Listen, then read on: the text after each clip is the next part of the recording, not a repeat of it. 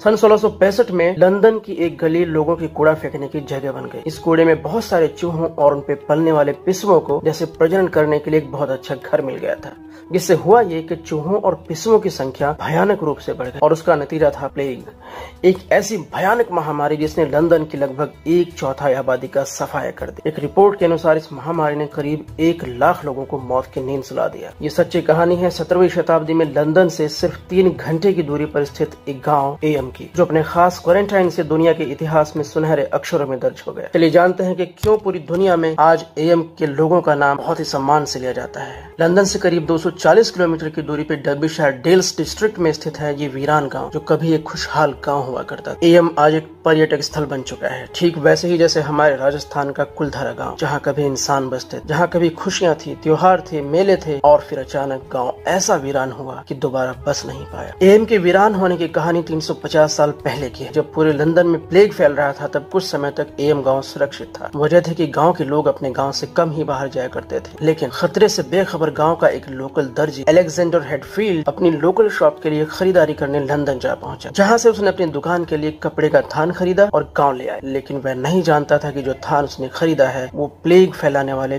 पिस्सू से संक्रमित। थान गांव पहुंचा और उसकी दुकान में काम चलता रहा और 1 हफ्ते के अंदर 7 सितंबर 1665 को उसके कारीगर जॉर्ज विकर्स की मौत हो गई, जिसने थान को खोला। हफ्ते भर के भीतर वो जिन जिन लोगों से मिला वे सभी संक्रमित हो चुके। संक्रमण का सबसे विकराल रूप अगस्त 1666 में दिखाई दिया, जब गाँव में एक दिन के भीतर 5 से 6 मौतें होने। ऐसा कोई घर नहीं था जहाँ किसी की लाश नहीं। इतिहास में एक औरत के बारे में लिखा गया है जिसका नाम था एलिजाबेथ हैंकॉक। इस महिला ने केवल 8 दिन के भीतर अपने पति और 6 छोटे मासूम बच्चों को दम तोड़ते देखे। लोग इतना डरे हुए थे, कोई उसकी मदद के लिए आगे नहीं आया, तब भी नहीं जब वो अकेले कब्र खोदती। लोग गांव की पहाड़ी स्टोनी मिडलटन पर खड़े होकर बस देखते रहते थे। एलिजाबेथ रोज अपने घर से एक लाश घसीट कर लेकर आती, रोज कब्र खोदती और उन्हें दफनाती।